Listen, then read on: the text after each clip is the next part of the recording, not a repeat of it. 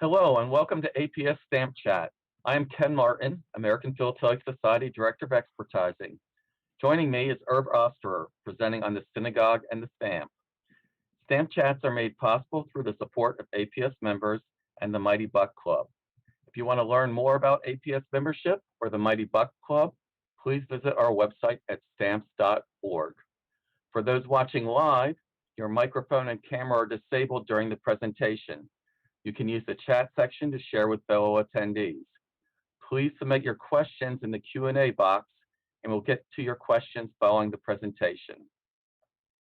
It's my pleasure to introduce our presenter, Irv Osterer. Irv is a member of the APS, the Jewish Thematic Society, and the recipient of the Society of Israel Philatelists 2020 Leslie Regal Memorial Award for Outstanding Service and Contribution to Holy Land and Israel Philately. He is a retired secondary school teacher and a member of the Society of Registered Graphic Designers of Canada. And as I just learned talking with him a few minutes earlier, a hockey fan as well. Today we join Irv as he presents a visual survey and shares some personal anecdotes explaining how he assembled his comprehensive collection of synagogue stamps, first day covers, and postmarks from countries around the world. Thank you for being with us, Irv. Thank you so much for the introduction. Share my screen. Try here. That coming in okay? Yes. Yes. Good evening, everyone, and thanks so much for your interest in the Stamp Chat. I hope you all had a chance to read my little intro on the APS website and got a chuckle from it. Rest assured that temple attendance is not a priori for this talk, but probably it got some of you thinking about the synagogues in your own city, the older ones, the newer ones, how you identify them. While growing up in Ottawa, Canada, I certainly knew our places of worship. In fact, my great-grandfather actually came to Ottawa to officiate, to be a clergyman in one of the synagogues. This talk I'm giving in memory of Rabbi Bulka. Some of you might be familiar with Rabbi Bulka, who is affectionately known as Canada's rabbi. He passed away in the summer. He was a great friend of all collectors of Judaica and helped me out with a variety of different stamp projects. For those of you who collect Hanukkah stamps, he was responsible for giving his hechsher to the last 3 Canadian Hanukkah stamps. So this is my great-great-grandfather, Herschel Glustein. And really my interest in, I guess, synagogue stamps begins with him. This is the synagogue that I had my bar mitzvah in, and I remember it from when I was a kid. And I always wondered why it looked like this. And I want you all to look at it and sort of remember the features of it. Remember, this is in a small Jewish community in Ottawa. Ottawa is not like Toronto or Winnipeg or Montreal. Our Jewish community is very small, but still somebody found the means to build a building, to build something that looks like this. And we'll come back to it later. The Israeli post office has issued lots of synagogue stamps. They're inexpensive and they're well designed, but they're easy to find online and easy to purchase. But after visiting Czechoslovakia in 1976 and purchasing their beautiful stamps for the Prague Jewish Quarter, I started thinking that there must be other countries in the world that celebrate Jewish life with stamps and stationery and postmarks. And at the beginning, I thought this would make a really great 10 to 15 page topical supplement to my Israeli collection. After all, outside of the Jewish state, how many synagogue stamps could there possibly be? Really, how many could there be? It's been a very, very interesting and ongoing philatelic journey. I'm happy to share this with you. As with most stamp collecting projects, the fun is in the chase and interacting with like-minded collectors around the world that we are now so easily connected to. This is going to be probably about an hour long. I will make my primary focus on the stamps, and all of the stamps that I'm showing you today probably can be easily referenced through Scott catalog and other major catalogs. And I'll try to augment some of these things with some personal anecdotes, because I love to travel, and whenever I did travel, I tried to stop in and take pictures of these synagogues and I'll share these things with you. So we'll start in Russia. When I first went on my first major travel episode, my Wanderjahr, as I like to call it, my buddy and I went to the coldest parts of the world first, and then we worked our way to the warmest parts of the world because we left Canada in September and we ended up in Russia. And this is the Grand Choral Synagogue in St. Petersburg. The Grand Choral Synagogue, and it is a magnificent building, built between 1880 and 83, and it was holds 1,200 worshipers. And my buddy and I went to the synagogue, and when I went inside, we were sitting in the service, and a man came to me, and he said in Yiddish, he says, "Can I read the Haftorah, the prophetic portion that day?" I can do these things, so I actually got to read the prophetic portion that morning. And as I was walking out of the synagogue, a man told me not to turn around. This is in 1976. He told me I did a good job, that there were too many eyes and ears in the synagogue, and just to keep walking. So I always have great memories from this. St. Petersburg is obviously a different place now. The synagogue was commemorated on a series of stamps to churches and synagogues, and you can see that they're coming after the fall of the Iron Curtain. This is 2001. So there's the synagogue in St. Petersburg, a beautiful envelope with a commemorative 120th anniversary postmark. We certainly traveled to Moscow. You see, it's called the Choral Synagogue because there was space for a choir. You can see that these are large buildings, classical buildings, beautiful buildings, and these have all been recently renovated. The Moscow Synagogue was commemorated in the same set, and you see the lovely postmark to it. The yellow circle around this picture on the bottom left is Golda Meir, who visited and got into some political trouble for her visit to the shul in 1948. I've been able to track down other things in Russia. Certainly until the fall of communism, a lot of the Jewish buildings suffered some neglect. This building was closed in 1938. It was a synagogue, and now it's been renamed and returned to the Jewish community, and here it is on a commemorative envelope. And here's the synagogue in Uzhgorod. There's an old 1915 postcard, black and white image, been hand tinted, and this is what it looks like today. Like so many other of our Jewish buildings in Europe and in Eastern Europe, in Russia and in Eastern Europe, a lot of these things have now been renovated, transformed, but they are now cultural centers. And we'll talk a little bit more about that. But it still, in essence, was a synagogue. It still has features of a synagogue on the inside, and there's a commemorative envelope. In Belarus, in White Russia, this is the Chabad Lubavitch Center in Minsk. This is what it started out looking like, and they put an envelope to it like this. Unfortunately, it's fallen on hard times, and they're hoping that they're going to be able to do something. The reform movement is trying to take over the building and make some improvements, but you can see that some work has to be done here. The Ukraine has a number of Jewish monuments. The Baal Shem Tov, the patriarch of Lubavitch Hasidism, his home, this is an old photograph of his home. It's been reconstructed. Again, the Hasidic movement was able to get in after the fall of the Iron Curtain and do some work. And this is the faithful reconstruction. And here's the stamp that the Israeli government put out a few years ago. I haven't focused on many Israeli stamps. I've kept the concentration of this presentation to worldwide issues, but I do include a few. You can see from this synagogue in Zovka, that this synagogue, the Sobieski Synagogue, at its height, must have been a very, very, very impressive building.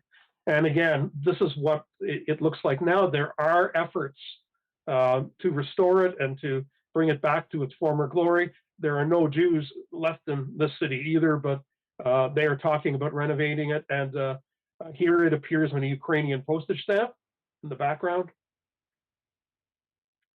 The Great Synagogue in Brody is an example of one of what I like to call sort of fortress-like synagogues. If you can take a look at this, this is the picture of it. The city was bombed in World War II. Unfortunately, the Brody Jews did not fare well in the Holocaust. The Nazis tried to blow the synagogue up. It was a very famous place. The little picture in the bottom right is it. And here I've blown it up, the synagogue. It was a landmark of the city. And there was a series of Karen Kayemet labels that were produced in the 40s and early 50s. There's several generations of these things, and they reproduced the Sprody Synagogue on it. This is what it looks like today. And there isn't much left, but they have loads of photographs. And again, there's been talk about possibly renovating this place and putting it back. The Karaite Kanisa in Kiev is an interesting building. The Karaite movement does not believe in any of the Judaism that is outside of the Torah.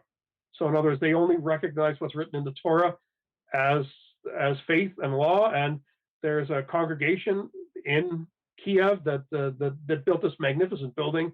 The stamp is fantastic. I have a partial, I'm an art guy, so the engraved stamps, the linear stamps, I always find have a greater aesthetic appeal for me. This synagogue was appropriated by the Soviets, and it has now been returned. I'm sorry, it's been returned to the community, and I'm not sure what they're doing with it now, but I believe it's a cultural center as well.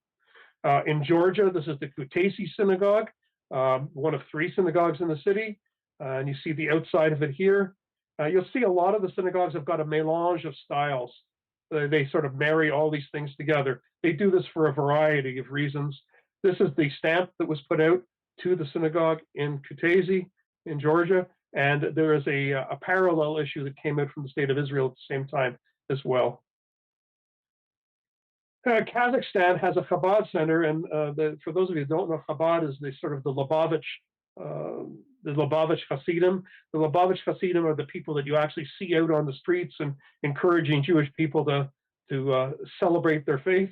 They had a revered rabbi that was born very close to this place, and because of that, they have established a center here.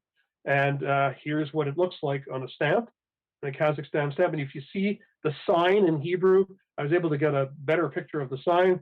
For those of you who read Hebrew, it says Bruchim Habayim, welcome, Lemerkaz Yehudi, to the Jewish Center in Kazakhstan, Chabad Lubavitch. So it says if your Cyrillic is better than your Hebrew, you can read it off there as well. In Latvia, in Petra, the Petrov Shul in Riga still exists.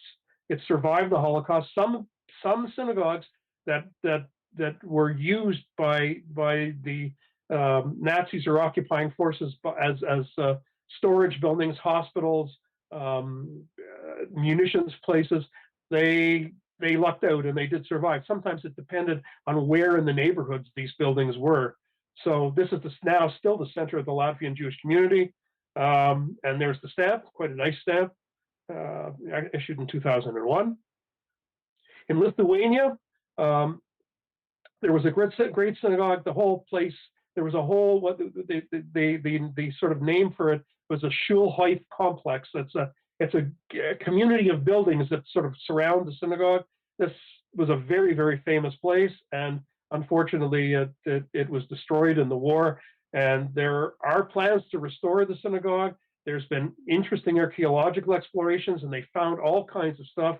If you take a look at this old photo, it was the nucleus that was used for the image of this one. Those of you who know a little bit of Jewish history know about the Vilna Gaon or the Gra, and the Vilna Gaon is celebrated as one of the outstanding members of the Jewish community ever in this place. And here's a commemorative postmark to the Vilna Gaon.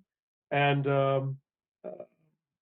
like I say, there are big plans to do something to this spot. The Soviets had originally made plans to do a basketball court and athletic complex there, but those have since changed, again, since the fall of the Iron Curtain and since the Baltic states can now take care of their own destiny. We move into Poland. I got this postcard. My buddy and I were in Poland, and we met with one of the older members of the Jewish community there, and he gave me this postcard to give me some idea of the Great Synagogue of Warsaw. And if you take a look at this, you see the skyline of Poland, of Warsaw, and see how big this synagogue was. It is hard for us today to understand. My mother-in-law, may God rest her soul, said she cannot imagine Warsaw without Jews. It can't even be in her head. there were that many. They were such such an incredible influence on everything that happened in the city. There were Yiddish newspapers. There were left-leaning and right-leaning and secular ones. Anyway, we do have postcards, beautiful postcards of the synagogue in Warsaw, and again, the Karen Kayemet stamps has an example of it. The Aron Kodesh in this place apparently was built from cedars that were imported from Lebanon. This is a model of the synagogue that was built, and you can go and visit this today. It wasn't there when I was there, but this is now there for people to go and see.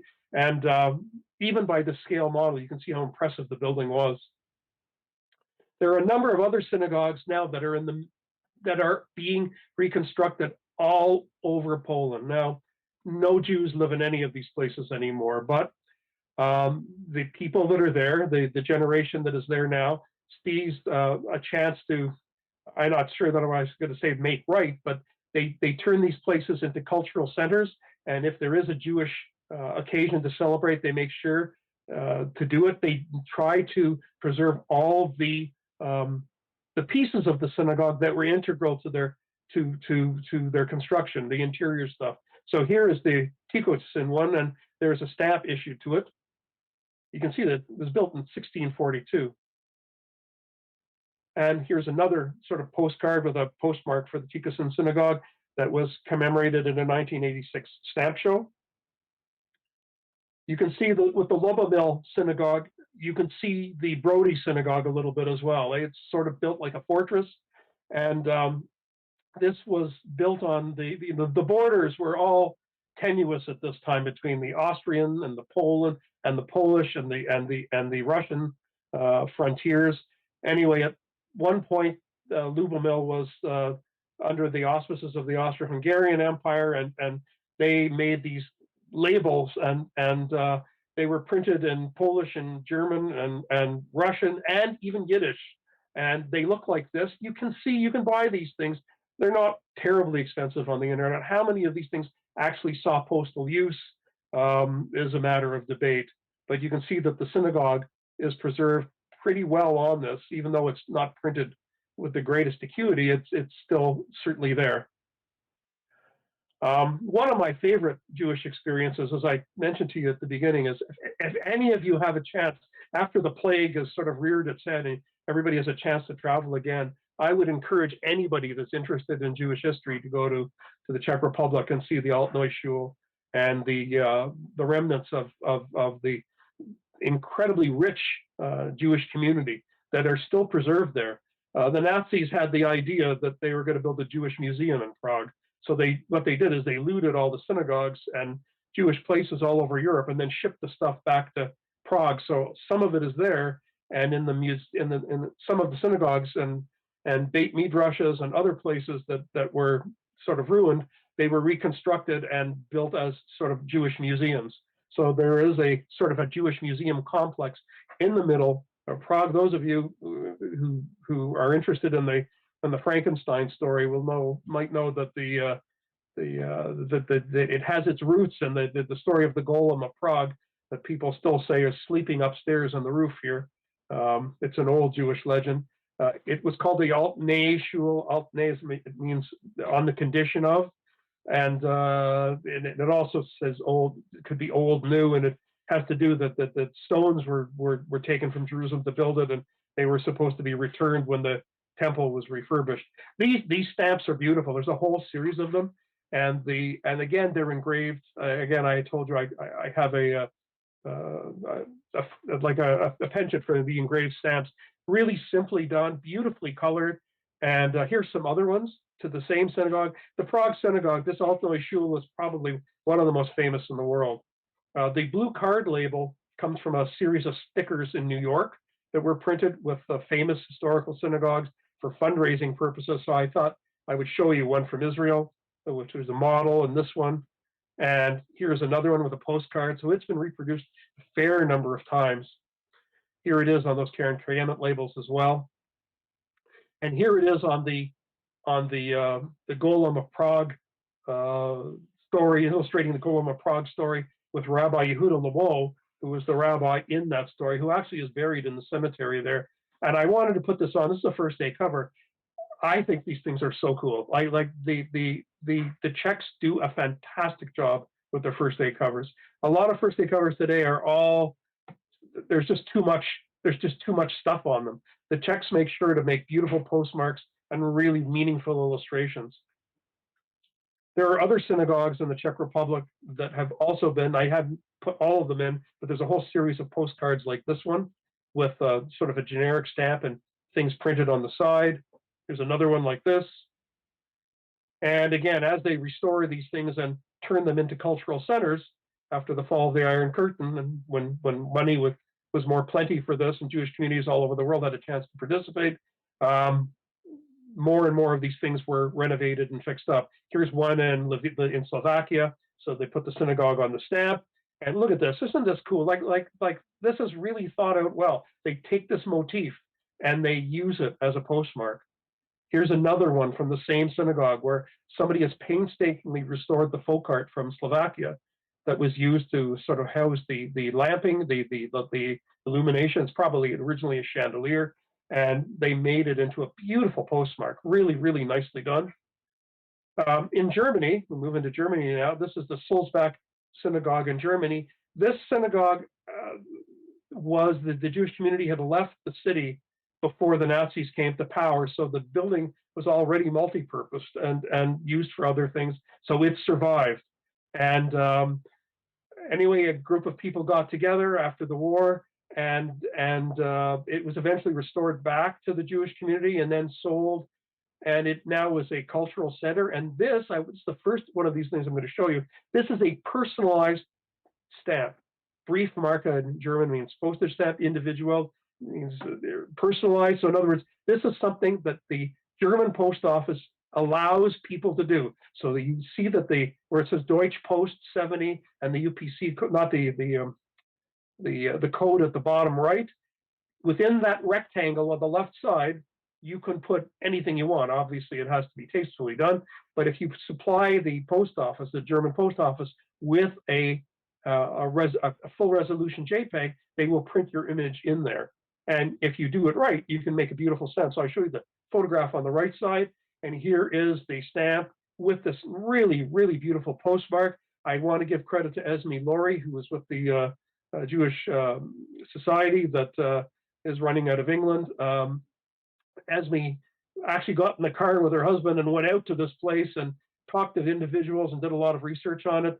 And apparently the Torah in the synagogue was found after the war and was taken to the synagogue when they restored it, and has eventually been the Torah itself has been fully restored.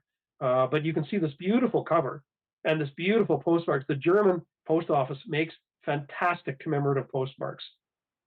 They really do great stuff, not just the Jewish ones. I mean, all of them. They really do a fabulous job with them, and I tip my hat to them for all the ones that they do. And here you see the restoration of the Torah with Angela Merkel. Another synagogue, old postcards. You can find these around in Essen, Germany, and you can see there's a postmark, again, one of these beautiful commemorative postmarks, and you can see that it's a Weihnachtsmarkt, it's a Christmas market, and you see the image of the synagogue celebrating its 100th year. In Berlin, I'm not going to go into all these labels, but there was a whole series of labels that were dedicated to Berlin synagogues destroyed in the Holocaust. They were printed in 1949 and in 1968. They weren't printed particularly well, but I thought I'd show you a few of them. Again, you see, remember that blue label stamp from New York, the fundraising stamp, and these other ones printed by the Jewish community in Berlin, like actually as a fundraiser. And you see where the Heiderreutergasse Synagogue, you can see where it was today. There's a plaque there. There is no building. This is the Pestalozzi Strasse Synagogue, which has been reconstructed, not exactly like the old one, but there it is there. This is the Orienberger Strasse Synagogue, now called the Noya Synagogue. This is a magnificent building, and originally, in its original context, it was one of the biggest synagogues in Europe, most prestigious synagogues in Europe.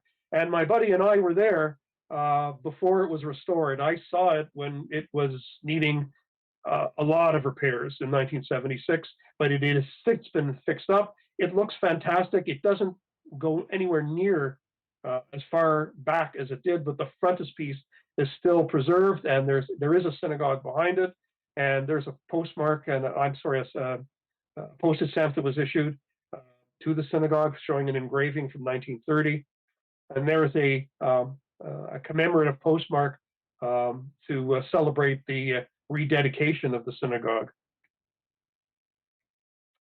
This stamp shows the Jewish Community Center in Berlin, and you can see that the doorway has been appropriated from the old synagogue, the Faseneststrasse synagogue in Berlin. Part of it was used in the reconstruction of the Jewish community, in the construction of the Jewish Community Center, which was built on the same spot that this building occurred. And I was one of my friends in a German society pointed this out to me, that this is a beautiful series of stamps and labels that was issued to a park, and it's the Dessau-Wörlitz Garden Realm. It's a UNESCO site, but you see where I've circled it in red. There's actually a synagogue there, and you can see it. You get a picture of it there. And this was declared a national monument. Again, this synagogue survived. It was damaged, but it survived due to the caretaker of the place managed to sort of put his life at risk and did the best he could to shelter it from harm. The Regensburg Synagogue, we know a little bit about it from an etching by Albert Aldorfer, who was a contemporary of Albrecht Dürer. This is an old picture of the synagogue. It was destroyed by the Nazis, but there was a label made in 1912, and I was able to get a copy of it. And again, it's a beautiful label, great piece for my collection. I put this one in just as a sample postmark. There are many postmarks for synagogues all over Germany. You have to sort of go looking for them, and you hear about them from friends. Some of them are more illustrative than others. Some of them celebrate anniversaries, and some of them are just commemorative issues. In Worms, which is where the great scholar Rashi, the Rabbeinu Shlomo Yitzchaki, the person that wrote a lot of commentary in the Old Testament, he spent some time in this place. The synagogue was damaged, but it has been fully reconstructed. Here is Rashi's, it says Beit Knesset Shel Rashi, Bevorms, I think it says there. And this is the inside of it. And the chair that you see in the front is called the Rashi chair. Here again is the destruction of this synagogue in Saigon. Again, there are many postcards that have generic stamps on them that can be easily, for the sake of anniversaries or for special occasions, can be printed with an illustration on the left side. Dresden, the same. It's a Dresden postmark. And there are more.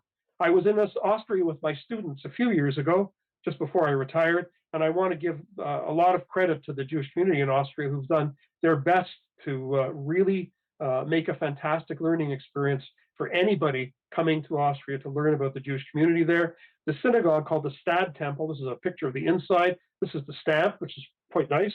The synagogue survived because it was built in a place that faced to the inside, and to tend to demolish it would have meant taking down an entire city block. So the Nazis left it alone, but unfortunately, most of the other synagogues in Vienna did not survive. So this one here is the Pazman Tagasa Synagogue. It was destroyed. And here, this stamp that you're looking at here is Austria's answer to personalized postage. But somebody put this together for this anniversary. And here's a beautiful old illustration of the synagogue in Leopoldstadt in Vienna. And here again is a commemorative postmark. There's a whole series of stamps that were printed in the 1980s, Austrian definitive stamps that have tabs on them, not just for Jewish occasions, but for others as well. But the Jewish ones are special to my collection. And you can see that it has the illustration of the Leopoldstadt Synagogue that you can see on there, and the postmark. Postmark's quite nicely done. There was another synagogue called the St Poulton Synagogue, and you can see there's the postmark for it. And there's another 2 stamps from that Austrian series, and it has now been restored as a cultural center. Now, if you think back to that synagogue that I showed you that I had my bar mitzvah in, this is the Dohany Street Synagogue. This is, I think, one of the largest, if not the largest, synagogue in Europe. It's in Budapest, and it's an interesting building. You can see that one of the decisions that was made is they did not want this building to look even remotely like a church, so they incorporated the Moorish revival style. And remember that in terms of proximity, the Ottoman Empire is very, very close to, so the architects had lots and lots to look at. It's a fabulous building. It's really, really cool, and you can see how big it is from the outside. I think just to the left is the house where Theodor Herzl was born, the founder of the Zionist Dream for Israel. You can see that this is a souvenir sheet that was issued by France that incorporated famous landmarks of Budapest, and you can see that the Great Synagogue is in the top left. There it is there. And it was also the subject of a dual joint issue that says Beta Knesset, and you see it says Hungary Post, and you see the beautiful star window in the back. And this building did suffer damage in the war, but it was completely restored by 1998. And it's something called the Tobacco Synagogue because the Dohany means tobacco in Hungarian. Here it is again on that Karen K. Emmett label. And you can see it in the background of this freedom of religion stamp with Roosevelt on it that Hungary released in the mid-1950s. Bulgaria's Sofia Synagogue is illustrated here. Here's an old postcard. And here's a modern postage stamp issued in 1992. Again, it's used primarily as a Jewish museum now. Most of the population has moved. There is a small Jewish population in Bulgaria, and most of it is in Sofia, but it's now mostly used as a museum. Here is a private post tribute to the museum, the 100th anniversary of it. There are several incarnations of this. I only have one of them here. This is an imperforate version. There are perforated versions, and I actually have some that are canceled as well.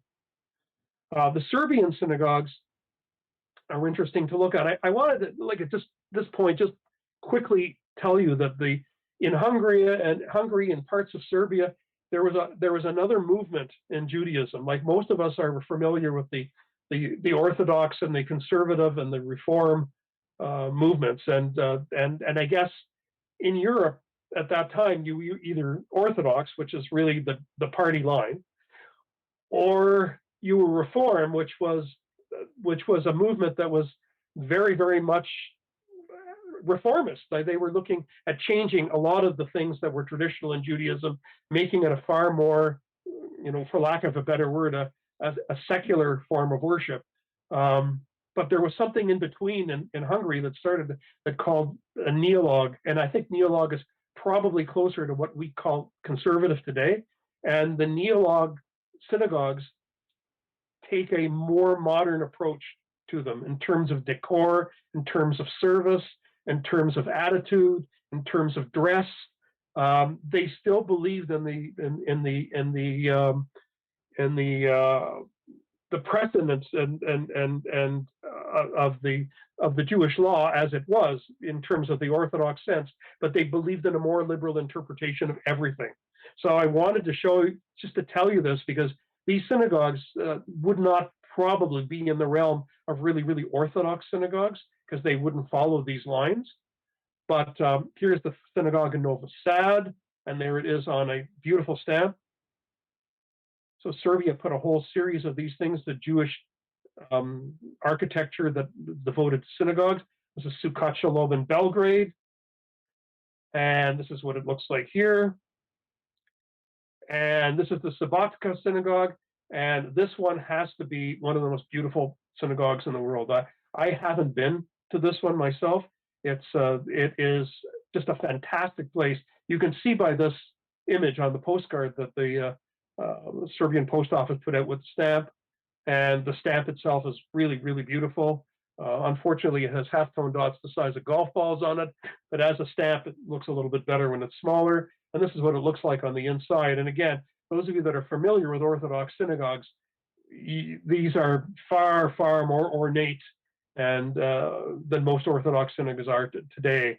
In Bosnia and Herzegovina, there were a number of synagogues. You can see, again, the Moorish influence with the cupolas on the left side, on the other side of the river.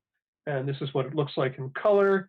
And this is what it looks like on a stamp and on a first day cover. I'm not showing you as many first day covers. I have lots of these in my collection. I think they're fun to get to. I like to look at the postmarks and see how they're designed and whether they relate at all to the subject matter.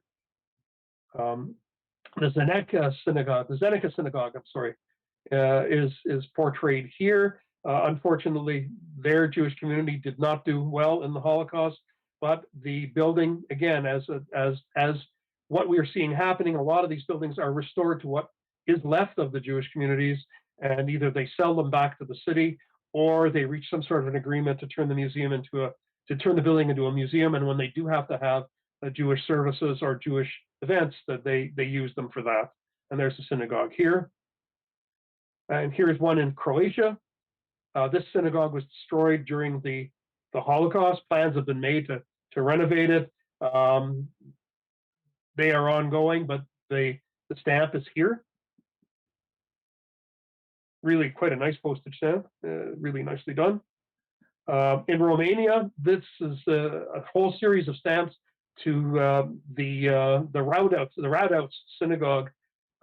It is now in Romania, but it was formerly in the Bukovina. It's the southern part of what was Bukovina. This is where my grandfather was from, and it was built in the style of the great synagogue of Czernowitz, now called Chernivtsi. The Jews did not do well in Romania either. The vast majority are murdered. So these things have been renovated and rededicated, but they again do not serve as synagogues for the most part today. The cultural centers. But a few years back in 2013, Romania had a major issue of stamps to this building. These are only two. There are more things that you can purchase in this series, and quite nicely done. I wanted to call to your attention some of the more interesting ones. Albania actually was very, very good to the Jewish people during the Holocaust. Those people that got there managed to survive, I think. And this is the remnants of a synagogue that was destroyed in a 6th century earthquake, and it was recognized on a series of postage stamps. So I thought that was pretty cool. In France, where the largest Jewish population in Europe still reside today, this is the La Victoire Synagogue, inaugurated in 1874. It's the synagogue that Alfred Dreyfus was married in. It was badly damaged. It was fully renovated. The stamp was issued in 1988. The French postal authorities did a very good job in commemorating it with folders and leaflets and flyers and special prints. And here's one of these things. As a designer, I'm not 100% sure that this is my favorite synagogue stamp, but the first day cover is really quite nice, as is the postmark and the illustration to the left. I find that the black and white illustration of the bird with the Hebrew lettering in it obscures the background a little too much for my liking. But I guess everybody, as the French say, chacun son goût. There are synagogues all over France. Many of them have long histories. This is the synagogue in Bordeaux. A friend of mine, Dr. Alain Beribi, got together with an association of French philatelists, Israel French philatelists, and put out, again, this is a personalized post stamp commemorating the 120th anniversary of the synagogue in Bordeaux. And he managed to have first day covers made. And there's the postmark that the government of France, the French Post Office put out, celebrating the centennial of the synagogue. There's a synagogue in Nancy, this is also in the south of France. And here is again a commemorative postmark celebrating the 100th anniversary of the synagogue in Nancy, I'm sorry, the 200th anniversary of the synagogue of Nancy. And here's another postmark. There's a synagogue in Dijon. These are like large buildings, large communities at one time. 1979, a beautiful postmark. When they're on the postcards like this, they're called maximum cards. And I tried to, again, make the postmarks really clear so everybody could see them. See the old synagogue there. And the synagogue in Lunéville, one of the oldest synagogues. You can see that this is from a different time and space. This almost looks like a building from the Louis XIV era. And this is, again, a personalized postage stamp from France. And it was built in 1786. You can believe that, eh? That's how old this building is. I'm sorry, Louis the 16th, not Louis the 14th. And it's still owned by the Jewish community today. There's a synagogue in Metz. There's a postmark commemorating 150th anniversary of the synagogue in Metz. In Belgium, the Great Synagogue, there was the building itself was undamaged after the Holocaust. There was an attack on the synagogue. It has been rededicated. It's now called the Great Synagogue of Europe, and it has also been reproduced on personalized stamps. It has a beautiful stamp of its own. There's the stamp and the corresponding engraving. I got this stamp. This is a synagogue in Haiti, and it has been completely reconstructed. It was sort of like a suburban synagogue town. It's a suburban town that had a synagogue because a lot of Jewish people like to spend their days out of the cities back in the early mid-1920s. And World War II stalled the end of that community, but they've revived this and they've renovated it, and they put out, again, these are personalized stamps, and they were used as fundraisers. This is what they look like as fundraising stamps for the synagogue. And this is what it looks like today. You can visit it. And I just wanted to show you that a cartoonist, Mark Verhagen, actually used the synagogue in one of his cartoons, the Seni and Sani Rebecca R series. And he's an award-winning cartoonist. And they had celebrations. And there's the artist there doing his drawings. And he felt very strongly that this part of Belgian history should be celebrated. The synagogue in Luxembourg, beautiful engraved stamp.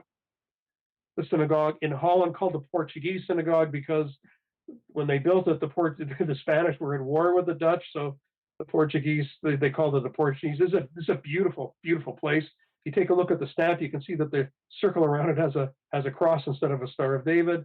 Hey, we can let that go. It's really an impressive place to visit. I'd encourage anybody that has a chance to visit this place to do so. Beautiful postmark celebrating an anniversary.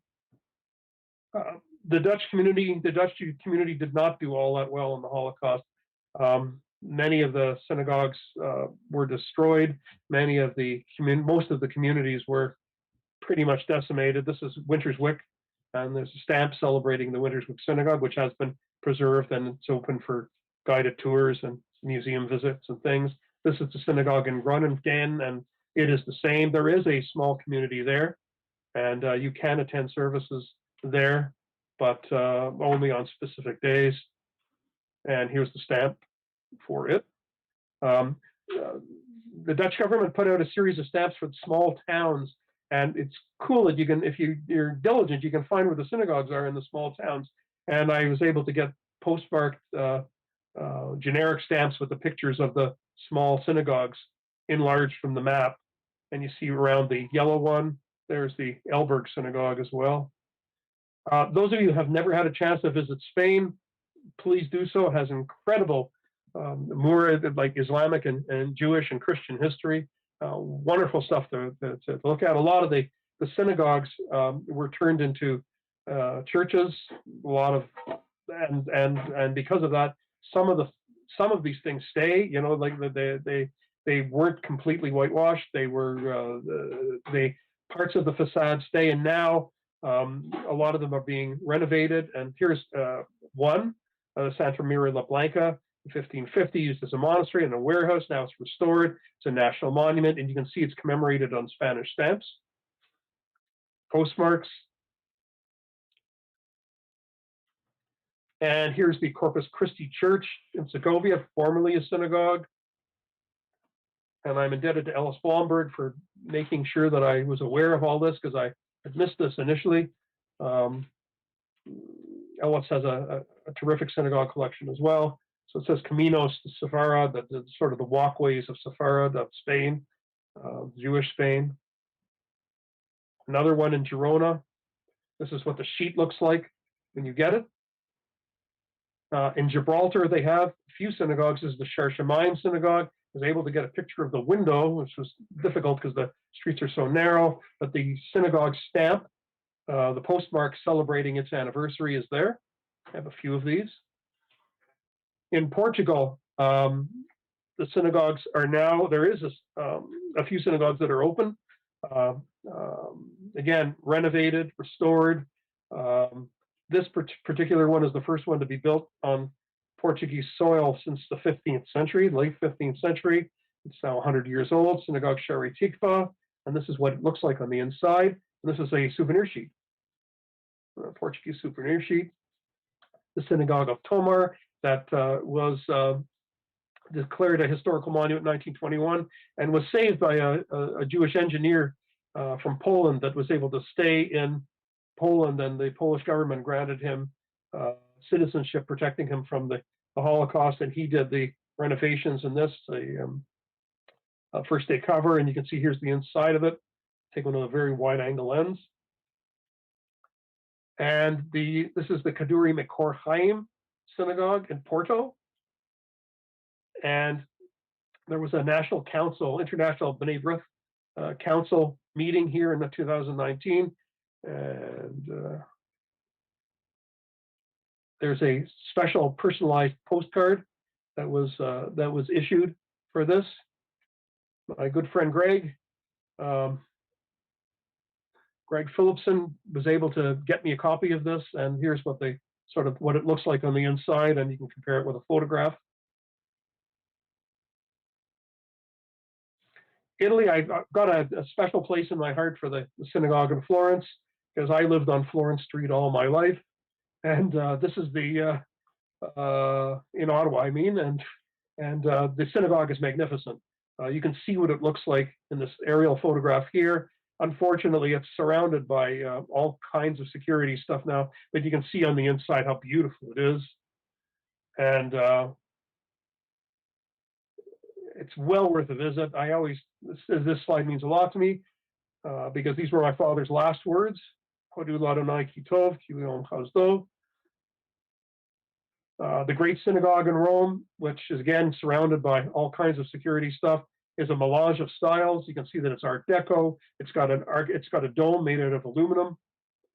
There's the Art Deco front there, and it's again the stamp issued by Italy and by Israel. More Italian stamps. These are postmarks. One from Torino. This one was supposed to be a synagogue in Torino, and unfortunately they ran out of funds halfway through, so it's a public building now. This is the synagogue in Virgelli, beautiful postmark. In Greece, the synagogue in Thessalonica and Salonika, unfortunately the Jewish community there was decimated. There's only 1,200 people there left, but they do the best they can. The synagogue has been renovated and restored. A beautiful, beautiful postage stamp illustrating the synagogue, and there's a tangent to it. There's also a stamp illustrating a monument to the Shoah, to the Holocaust. I touch on some English synagogues as well. There's the Bevis Marks Synagogue in London, and the postmarks from these things are fantastic. These are very, very well designed. And the Leicester Shul, and a beautiful postmark for it. There's only one stamp from the United States that celebrates a synagogue, and this one is one of the oldest synagogues in the Americas, in Newport, Rhode Island. And this is what it looks like. And it has also been commemorated in Israel on this Newport postcard. Through Central America, there's Panama, the Kol She'arit Synagogue, and the Shevat Achim Synagogue in Panama. And another one, this is the Synagogue of Panama. This is an older one in Curacao in the Caribbean, the Dutch Antilles. There's the Mikveh Israel Emmanuel Synagogue, Williamstad, and this has been celebrated on stamps several times. It's the oldest surviving synagogue in the Americas. It's a major tourist attraction, dates from the 1650s, Spanish and Portuguese Jews. And you can see there's these three. Here's another one, another two. This is a souvenir sheet. There's a one portraying the inside of the shul. And these came out very, very recently. In Aruba, there's a synagogue. This is what it looks like from the outside. They put out a series of stamps of the religious buildings in Aruba, and this is what this ended up looking like. Again, not like a wonderful example of design, but it does celebrate the synagogue in Aruba and its churches. The Barbados have a beautiful synagogue complex, the Nidche Yisrael Synagogue in Bridgetown. It has been honored on stamps several times. So here's one, and here's the picture of the inside, and there's a synagogue stamp from the 2000 era. Here's a newer one. This one was recently issued, only in the last few months, and there's a whole series of synagogues, including one of the ritual bath, the mikvah, the one in the stones in the bottom right, and the first day cover. So this is what the set of stamps look like. One of the things I can tell you about all of these stamps that I'm showing you is they're not terribly expensive to buy. Finding them is another story, but they're not terribly expensive to buy. In Suriname, there's the Neve Shalom Synagogue, and again, there is a stamp, an older stamp, and it has just been reissued.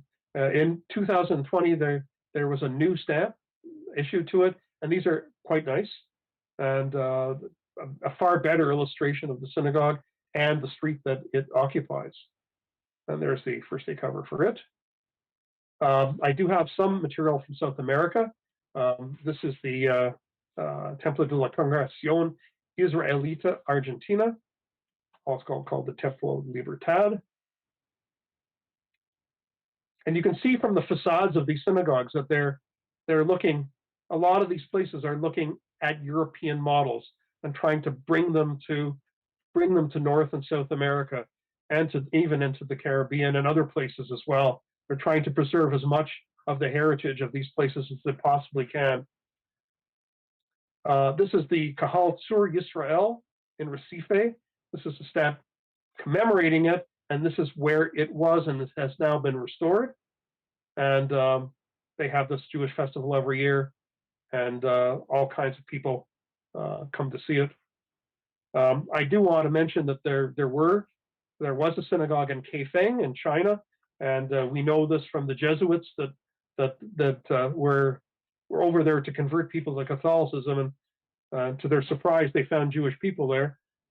This is a model of the synagogue. The building no longer exists, but I can tell you that I actually had one of my art students, actually her family. When I spoke to the parents, they said that their family was from this place, and the Jews from Kefang can actually identify by their surnames, and there's a whole section of them, the whole group of them, that actually have made immigration to Israel. This is Azerbaijan. This is a crazy place right now. There was a lot of conflict in there between Turkey, Armenia, Azerbaijan, but anyway, there is a beautiful synagogue called the Hilaqui Synagogue. You can see it's very, very well maintained and very, very, very nicely renovated. This is what it looks like for the outside, and there's the postage stamp issued in 2017 to the building. India has fabulous synagogues. They came from the Middle East rather than from Ashkenazic Europe. So a lot of the Indian synagogues have got Hindu and Christian and Muslim traditions incorporated into them. So they do not look like the traditional synagogues that you might be used to, even in the I guess closer to the Sephardic tradition. But again, very, very different. But this is one of the most beautiful of all synagogue stamps issued. Very, very simple, beautifully engraved, beautifully printed. I'm sorry, issued in 1968, the Cochin Synagogue. But look at the colors on this thing. Isn't it beautiful? Light blue. The Magain David Synagogue. And it was founded by David Sassoon, part of the Sassoon family that settled in Mumbai. And there are a number of commemorative postmarks. There's the one celebrating 150. There's the Knesset Eliyahu Synagogue. And there's a postmark celebrating its anniversary. The Great Synagogue in Sydney, Australia. Again, if you look at it and compare it to that synagogue that I celebrated my bar mitzvah in, you see some of the same elements. The two towers flagging, the doorway in the front. So it's part of a motif that repeats itself over and over again. And although I wasn't able to get any stamps, there is a beautiful postmark that I was able to find commemorating its centenary.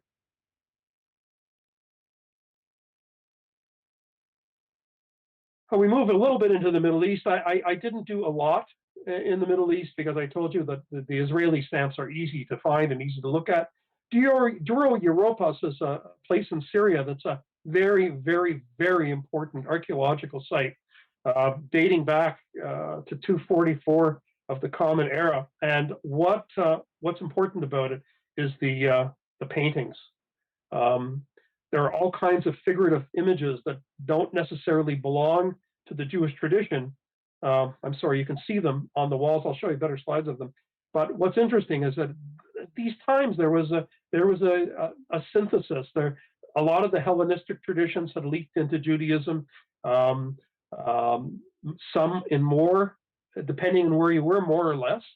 And some of the illustrative traditions were taken from the Hellenistic traditions and from the surrounding traditions that the artisans had a chance to look at. Today, this would not be part of any Orthodox synagogue, but in this time it was, and I wanted to show you, there is a Syrian stamp showing the site, and here's an Israeli stamp sort of highlighting the illustrations, and you see how important they are, 245 AD, and it's a prototype, for what synagogues could possibly look like. And look at these things; they are distinctly Hellenistic in fashion.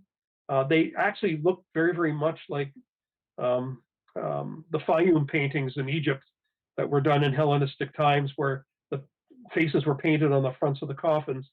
But these are all Jews celebrating service in the synagogue. And to the right, you see a crude depiction of the binding of Isaac. And take a look at this, like all the things that people are familiar with in the Jewish tradition. Menorahs, the arks, the shofars, the sacrificial animals, the high priest, you see Aaron there. In Tunisia, the Al Ghriba Synagogue was recently commemorated. It's one of the oldest, it is the oldest in Tunisia. And there is certainly some that believe that a Kohanic,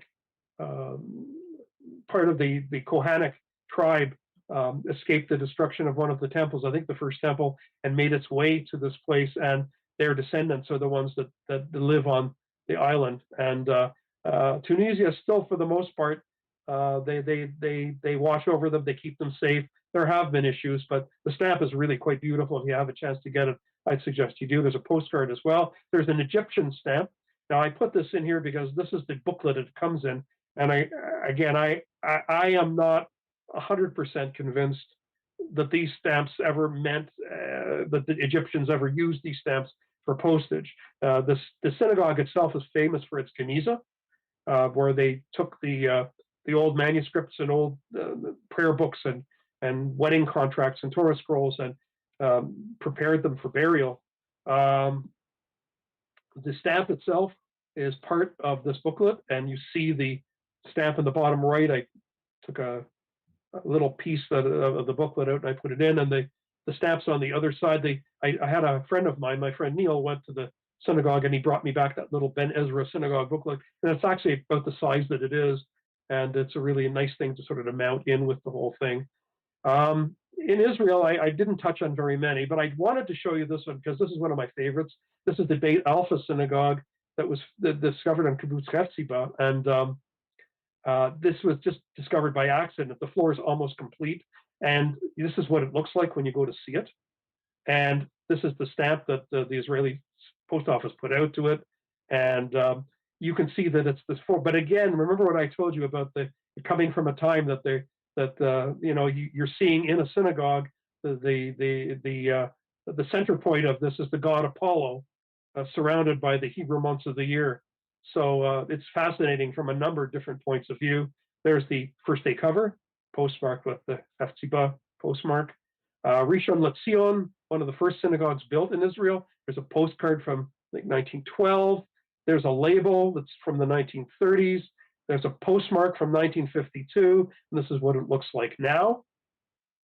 I wanted to show you this one as well. This is a Costa Rican synagogue that was, this is a Costa Rican stamp that was issued to celebrate the 3000th anniversary of Jerusalem. And for a long time, people were wondering where this motif came from. And we were able to isolate the motif through a stylistic analysis. And Ellis Bromberg and his daughter were able to confirm that this is the Yemenite Hagoral Synagogue in Jerusalem. And it's famous because Marc Chagall did a bunch of paintings from the inside. So I wanted to conclude with just showing you some of the things that you could possibly do on your own. I talked a little bit about picture postage. So if any of you want to, you don't have to spend any money to do this. You can go to the picture postage site. Make sure that it says /en, because that gives you the English site, because you know that we are officially bilingual in our country. And if you go to the site, so I'm going to show you, this is a photograph of the old James Street Synagogue in Ottawa. Now, I have a skill set that lets me do this. So I had this picture, and I converted it to this. So I took this and saved this as a high-resolution JPEG. When you go to the picture postage site, you see that where the green says Add Photo, you can import the JPEG into the photo, and there you go. And you see what it looks like, and this is what the stamp would look like when you get it back. So I've done this. One of my personal projects was to take synagogues, even ones that I hadn't seen in my own city. Like my mother knew of this one, but I'd never seen it. So this is the only photograph that exists of it. And I was able to recreate this and do something with it. And again, here's the synagogue that I had my bar mitzvah in. And there it is.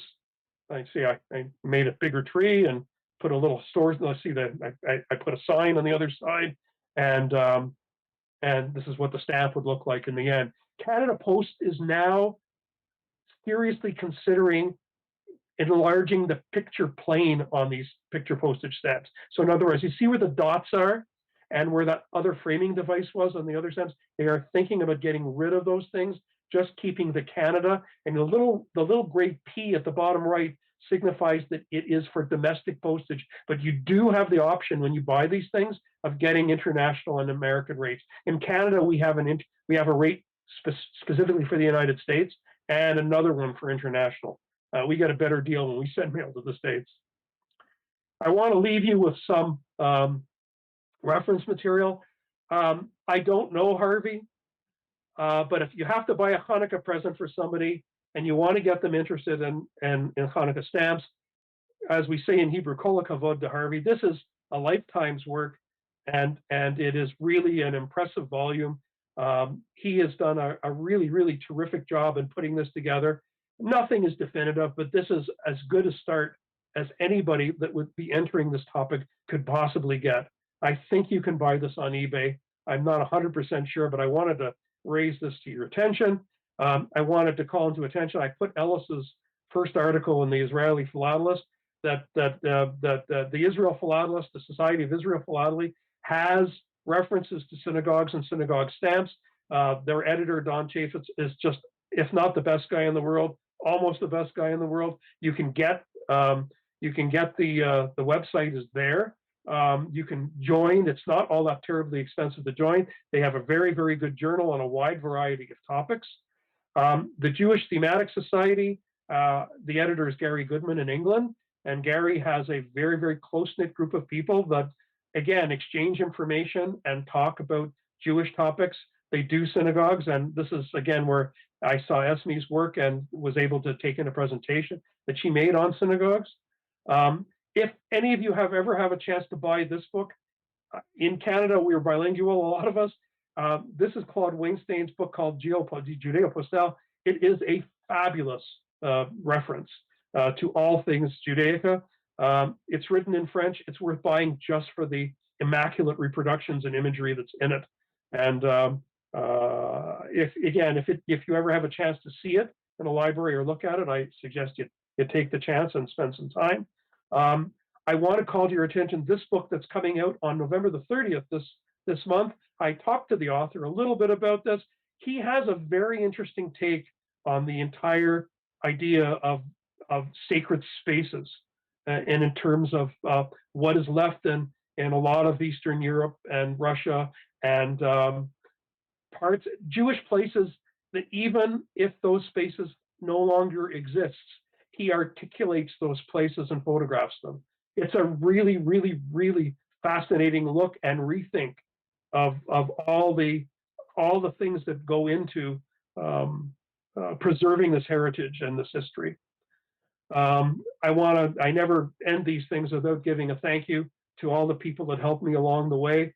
I've mentioned several of these people. My good friend Greg Phillipson has always helped with any of the things that I need to sort of collect. That if any of you ever are stuck on topics relating to Judaica, he is a great guy to touch base with. My friend Neil that I traveled with, Joy Parks at Canada Post has been great. David Giles at Chris Green Stamps in Ottawa has been very, very, very helpful when I needed. And I also always thank the rarest stamp of all. This is my wife, who suffers my philatelic hobby and does so with dignity. And I want to wish everybody that has watched the presentation. I'm sorry if I went a little bit over. A Chag Sameach, very, very happy and luminous, joyous, and healthy and peaceful Hanukkah. This is Canada's newest postage stamp for Hanukkah. It was designed by an Israeli-Canadian designer, Avi Dunkelman, who's also a terrific guy. If you want something cool, I designed a postmark that's being used by Canada Post, and I think it was on the APS website, so that you can look up the place to send your envelopes and have them postmarked with a special Hanukkah cancellation. Thanks a lot, everybody. I appreciate your time.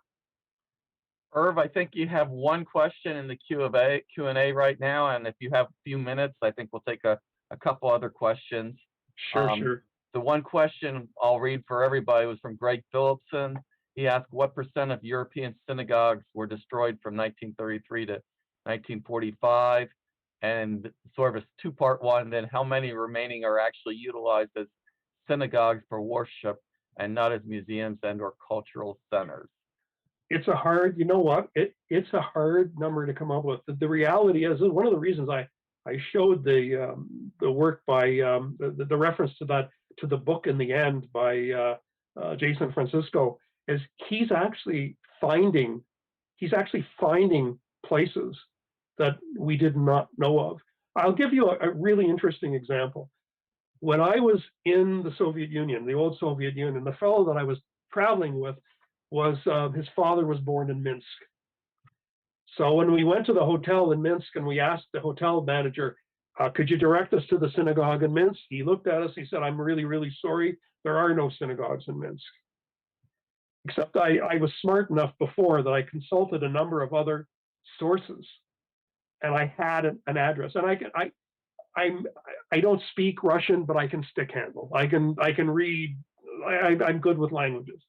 So I got my buddy out there at 6 o'clock in the morning. We flagged down a cab. I got this young guy, looked like a university student. I showed them the address in the book, and he looks at me and goes, Juden, do. And I said, yes, Juden. So he brings me to this place, my buddy, and this is not a word of a lie. He brings us to this place. He points to a house that's about 50 yards in the background. He says, gay. So we have to go. We jump a fence, run into this backyard, see a house with a light on in the basement. We go into the basement, and there's 50 Jews holding their morning service there, who look at us like we're from Mars. So the moral of this is there are a lot of Jewish faces that were not documented. A lot of the synagogues, I think what's happened is that since the fall of the Iron Curtain, a lot of countries have figured out that they can make a few shekels by making these things into cultural subjects. And that's not, I'm not trying to be facetious about this either. The generation that's rebuilding these synagogues aren't the same people that took part in the Holocaust. And they're trying the best they can, a lot of them, rightly so, trying the best they can to preserve the Jewish history they can for the people in their towns, and so that their kids can learn about it. A lot of them are not functioning synagogues anymore. Certainly there's a huge rush in Poland to build all these things, but very, very few of them would be synagogues. Could they be synagogues? If the right things happen and somebody wanted to celebrate a bar mitzvah and bring all the stuff in there, they certainly could do it. What the restorers do is they go to great lengths, like for instance, where the Ark of the Covenant was, like where the Torah scrolls were, and where the platform was, where the man that led the service, the Chazan, they went to great lengths to keep these spaces articulated. If there was a women's gallery, it might not necessarily be a women's gallery anymore, but they kept, the galleries intact so that you could go in there and you could see, if you had a historical map, and they give tours and things like that to try and illustrate them. But to Greg's point, very, very few of them, I would say, are operating as functioning synagogues today. Some of them hold special services on the Jewish New Year, and some of them have special services when they bring in diplomatic people, for specific events. But it'd be hard to put a number on. In the major cities that I showed you, like I showed you some big places and some small places. For instance, in Paris, like there are services at these synagogues, but in a place like Bordeaux, for instance, or in Nancy, I don't know whether they would be having regular services all the time. Perhaps they do. I haven't got figures to say one way or the other. Another question from Harold Tuckfeld. Any stamps of synagogues in Gomel, Belarus? I may be mispronouncing the town, Gomel. No, the only synagogues in Belarus that were commemorated on stamps is the one I showed. That's not to say that somebody in Belarus might take a look at that one day and say, it might not be a bad idea to make a postmark or make a stamp. It all depends. If some of these, right now, there are a lot of efforts being made in the synagogue for the Vilna Gaon. They're going to make a complex there. They've done all kinds of very careful archaeological digging, sifting. They found where the platform was, where the Chazan gave the service. So they're starting to sort of piece things together a bit, and they're going to do something there. And I guarantee you that once they reestablish this, they will have some sort of philatelic celebration to it. Most of the time, when they do rededicate these places, there's some effort made, either a postmark or a stamp. Dan asked, Dan Rabinovich, I believe, is Touro Synagogue the only one depicted in a U.S. stamp? Yes, as far as I know. There are stamps that have, and I haven't got all of them, but there are what we call station postmarks in the United States. They have lots of those things, and although I haven't seen it myself, I've certainly seen Hanukkah station postmarks. Greg and I actually wrote an article about that for the APS Journal last year. And station postmarks aren't necessarily things that all countries have, but for instance, somebody could commission me to do a station postmark with a drawing of a synagogue on it, and the USPS is really good about this stuff. They have a sense of a multicultural, it's good for them. It's good publicity. It gets people to use stamps. It gets people to send envelopes, and it, really it's money well spent. It costs virtually nothing to do these things. Now that we're in a digital world, you can create, vector drawings and have them turned into rubber stamps, really at the snap of a finger. And it's really, really easy to do. So if somebody that's watching this was thinking about doing something for their own synagogue, it's certainly possible to do. It's really quite easy to do. And I think one last question from the chat, or maybe there's two, but one is from Sharon Frankel. How does one begin to collect Jewish-themed stamps? Well, what I would suggest you do is two things right at the beginning. First of all, I suggest you join the American Philatelic Society. I think you should also join the Society of Israel Philatelists. Have got this journal, and the journal that Don puts together for this is quite good. Not only do they have the journal, they have it going back and indexed a fair bit of time. And I think that you should pay Gary Goodman's group a call too. One of the things that I wanted to emphasize is that when you're doing this kind of stuff, the fun's not only in the chase, but you meet people. When you go on these groups and you meet people, like people have met me on this group, and I'm sure there are people that know more than I do about this topic. But then I told you before, this stamp collecting's got to be fun. It has to be fun. So like what you want to do is you engage with these people, and you'll be amazed by how people will find you. And today the world is such a small place. Like you can, I talked to Gary in London, England. I talked to Greg in Austin, Texas.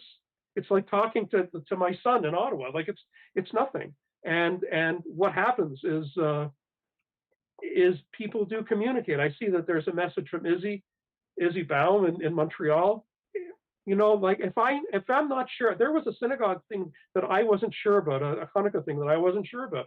I wrote to Izzy. It took him like 30 minutes. I had an answer back in my mailbox. And that's the beauty of the hobby right now. Like the fact that we can connect so easily, and all these people can direct you.